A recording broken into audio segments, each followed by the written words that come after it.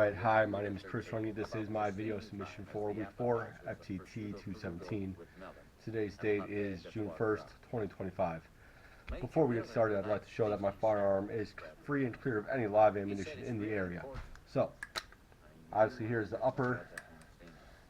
Pull the charging handle back. Nothing ejects. Weird when it's up, when it's split, nothing comes out. Remove the bolt carrier group to finish the disassembly. Lower, obviously nothing in there. Firearm is now free and clear of any live ammunition, and it has been checked. Brief overview of the area. Excuse the mess, we're still moving and getting stuff done. But as you can see, no live ammunition. As you can see there in the background, you probably will see me look at my phone to double check that I have everything for this video. Part 1 was to strip our firearm on or off camera. I did it off camera just because it's a little bit cumbersome for me in this broke down area. Part 2 is to briefly demonstrate the cleaning method used to do this while inspecting it and lubricating it. So, I love to use hops, so that's what you'll see me using the video. Briefly just checking the firearm. I will always look down the other end of the barrel just in case something magically shows up for dust, debris, anything like that. I do not see anything. It is pretty well lubricated still. I mean, we did just put this together 2 weeks ago. I haven't had a chance to get to the range, so I hope it's still lubricated and clean. But again, you never know, and it is part of the assignment.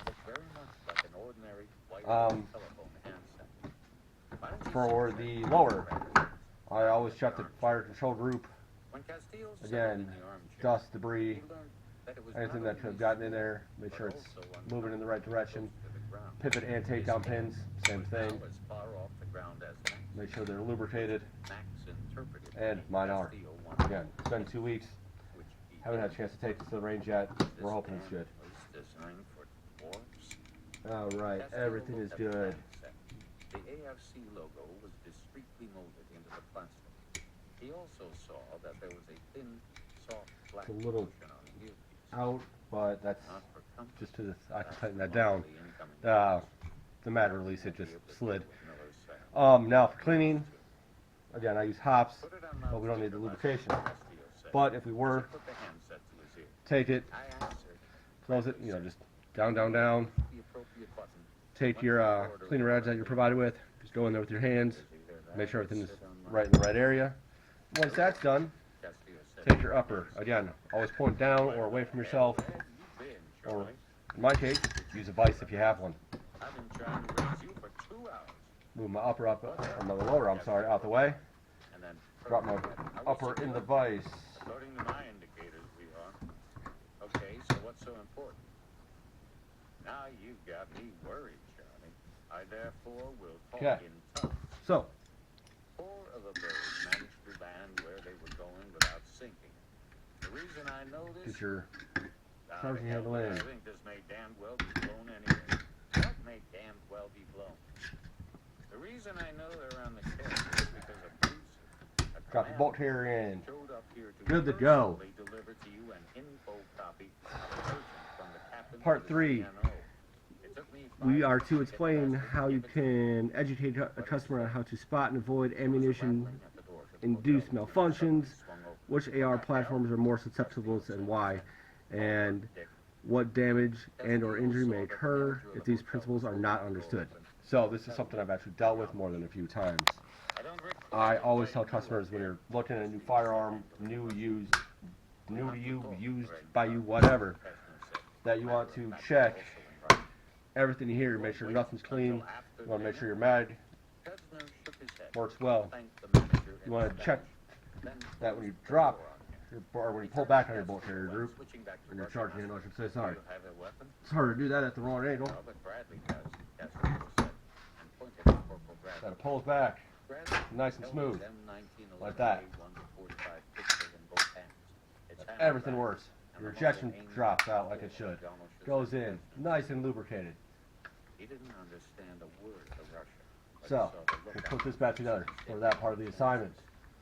Neither is Max. He's on his feet and inching toward Casimir and Janos. That's the pistol, Why? Janos. Oh. That's the takedown pin. Conversationally, that Bradley used to take down Colonel Komodarov in the hotel garage in Pilon. When you're doing that, make sure your takedown pins are still where they need to be, not in. Mean you no harm, friend Charlie. Hefner said. Put your takedown pins in. Put your pivot pins in. I don't think that tone of anguish is Now, you're cleaning the firearm again. Take your same rag if it's clean. Go along it. Hit everything. down max. You want to have a clean firearm. Clean firearms, less ammunition-induced malfunctions. Now, just to show one more time. No ammunition. No ammunition. And hopefully you can see in there, because I can't quite tell. No ammunition. But, again, just one more time. Like a model 1911 Colt pistol that was inside the pocket, candidate to Castile. We'll put our firearm back in our vise. So, firearm is now in the vise. The part 3 again. What you're looking for is what we talked about with the ammunition-induced malfunctions. You're just looking for that dirt, debris, anything that got fouled up in the barrel, the feed ramp, things like that. Excuse me. Now, for this next part, I'm not quite sure. In my opinion, all AR platforms can suffer this, but from what I've seen and dealt with, it's mostly 22 and 9. That's mostly what has been reloaded by customers, in my opinion, in this area. But overall, it's any of them. It's just dirty ammo that's causing that. Now, as for damage that can occur, you can have an exploded barrel, like we talked about on my discussion board this week. Same here in the lower, and God forbid in the upper. Injuries, obviously death, serious injuries, including obviously shrapnel to the face, arms, chest. You can go blind, obviously, if you take things to the face. Part 4, as a gunsmith, should you train your customers in proper shooting principles, including grip and stance? That's tough. With everyone being so happy, I hesitate to do it, because say something, God forbid, happens, they're going to turn around and sue me. Hey, he taught me to do this. He showed me this. He said this is the only way. I don't want that, but on the same side, I don't want somebody to get hurt because they're doing it wrong. I will give advice and say, hey, look, this is not legal advice. This is not me saying this is the only way. This is how I do it. I don't want that to fall on me, because I'm poor. I don't know about you, but I'm poor. I don't want to lose my money. Part 5. Describe why it is important to understand firearm and accessory operation prior to attaching any accessory to a firearm. Give specific examples of when this understanding would be applicable. Awesome. So on mine, you can see I have an optic and a bipod. So this is my 308. It will be my long range, reach out and touch deer, elk, game. This is my hunting rifle. So obviously I'm going to want a decent optic. I have a Vortex Diamondback 3.5 to 10. I'm not going to need anything more of that in this area. Right now it is set up so that it's perfect for me at 3.5 all the way out to 10. But to explain that, you're going to want an optic that's right for the job. If you're going just down to the range with a 9mm, I'm sorry, with the AR9, you're not going to want this. That's overkill. You're not going to reach out with the 9 the same way you are with this.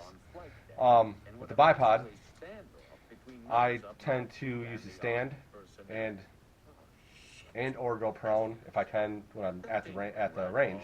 So to get a better shot, or more stable shot, I should say, sorry, I'm going to drop the legs and get more comfortable and have a steadier firearm. There are obviously different firearm attachments that I haven't put on here yet. I haven't blued the barrel yet.